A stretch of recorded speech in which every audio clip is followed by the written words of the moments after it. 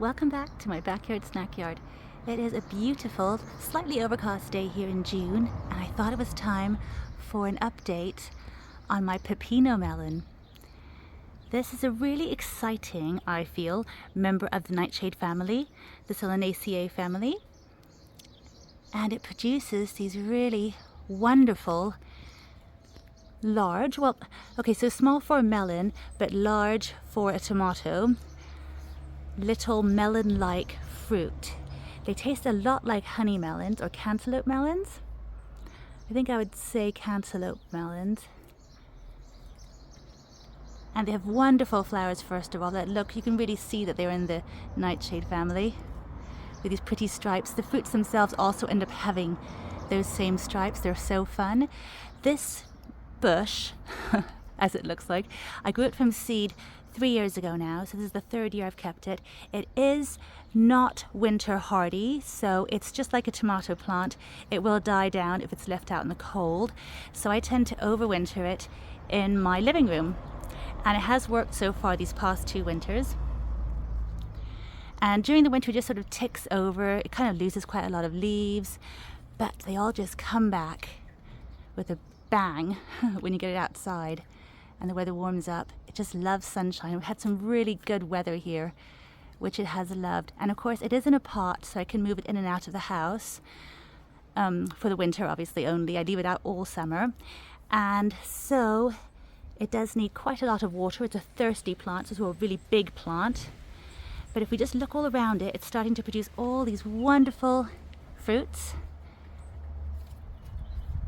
I would say they're the size of a big beef tomato when they're ripe, and they turn sort of yellow with wonderful purple stripes. They're really striking, and then they have a lovely flavor too. And so it's also known as a tree melon because it's really good to grow in a small garden where you haven't got space for melons to go sprawling everywhere.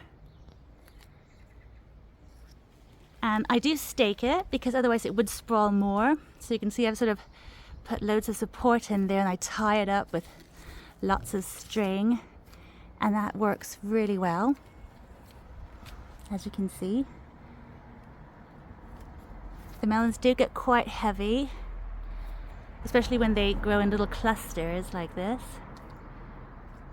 but it is such a fun plant to grow, and I really like them. I do find that if you pick them too early, or if the fruits haven't had adequate sunshine, they can be a little bit, well, not as sweet obviously, and maybe even a little bit bitter, and also a bit cucumber-like. I haven't had any that tasted cucumber-like because I really do leave them for a long time and try to get them in the sun so they can really ripen, and that really makes a big difference. They are really tasty.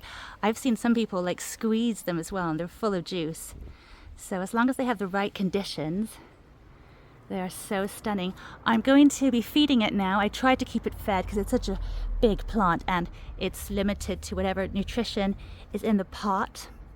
So I obviously give it a really good mix of compost down there, and I top it up every spring with some fish blood and bone, and I always add some of my vermicompost for my worm farm, and I also add crushed eggshells, really finely crushed, because these kind of plants, just like other plants in that family, they always like lots of calcium.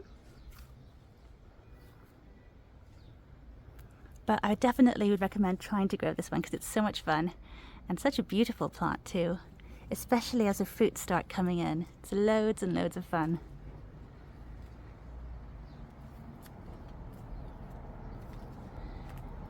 This year I've also started to grow something I'm so excited about. Let me show you. It's going to go past. Oh, these are some of the navel oranges. Look how big some of them are getting. I hope the tree can hold them.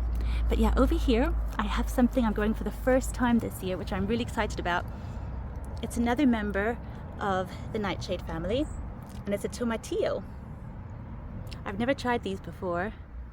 I have tried their very closely related relative, which is physalis.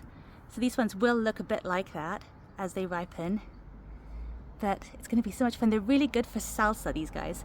They have a bit of a sour flavor. They resemble big tomatoes, big green tomatoes, with that physalis-like husk around them, And then the actual fruits are green and slightly sour, so really good for a salsa.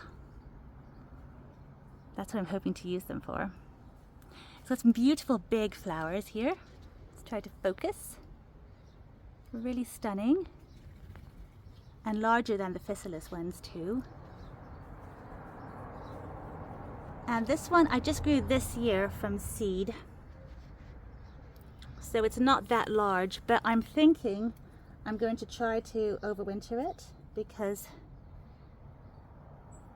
that would probably help. I actually germinated this one back in February and we're now in June, so it is starting to produce little fruits. I mean, this one is going to develop into a fruit soon. And down here we have this guy who, I don't know, I think he's starting to develop, I hope. That could be the beginning of a little husk down there. So we'll see. I will show you how it develops.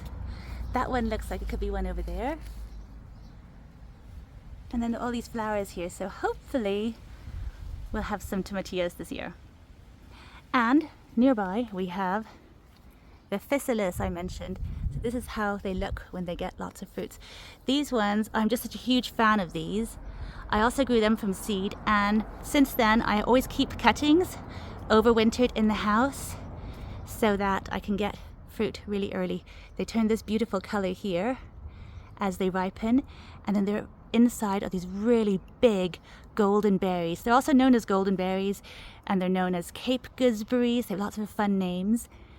Inca berries, also known as ground cherries. I think ground cherries are slightly different, but they look the same, but they have a slightly different flavor. These ones have more of a tropical flavor to them and a little bit of acidity too, so they're really, really tasty. I think mine has got a little bit of white fly on it as well, but hopefully that will clear up. It doesn't seem to bother them too much. I might have to spray it down with a hose or something. Hose it off a little bit. And sometimes the birds come and help eat up all the little bugs too. But you can see some of the flowers here. They look a lot like the one on the tomatillos. They're so closely related. This particular plant is actually one that I overwintered in the greenhouse.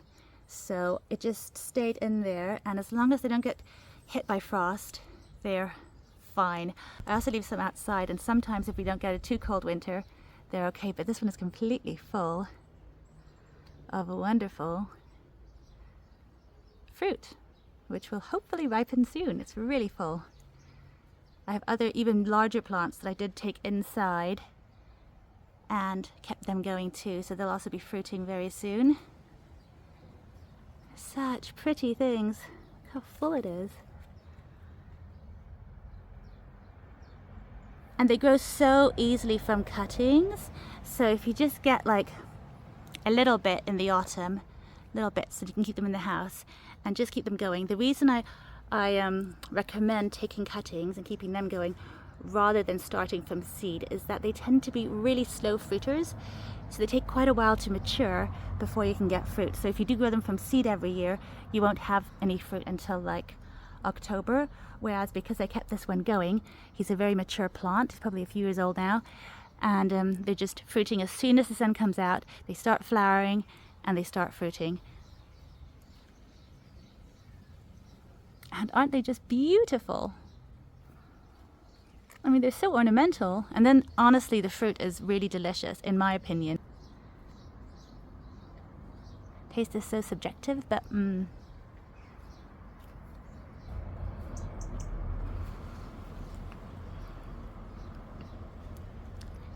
And then the final member of the nightshade family that I have is the humble tomato.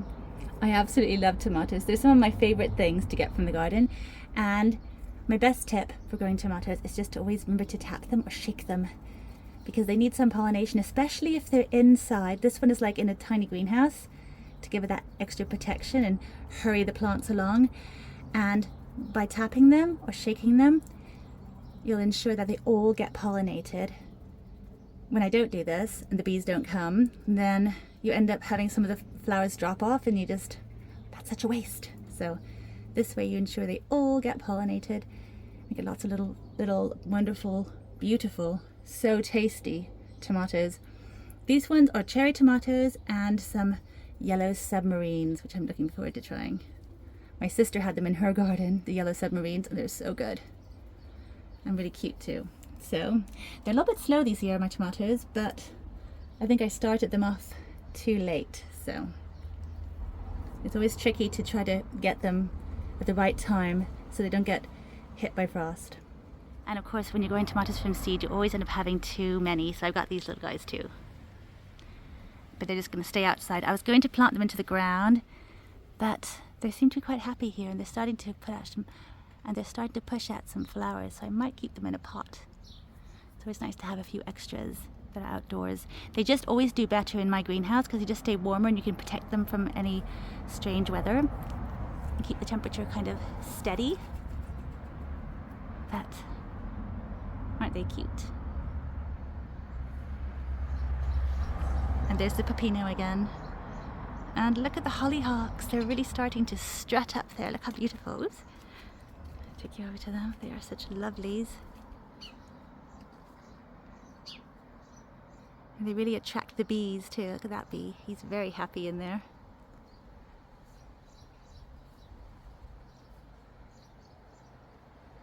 So thank you so much for watching. I look forward to seeing you next time. Bye for now.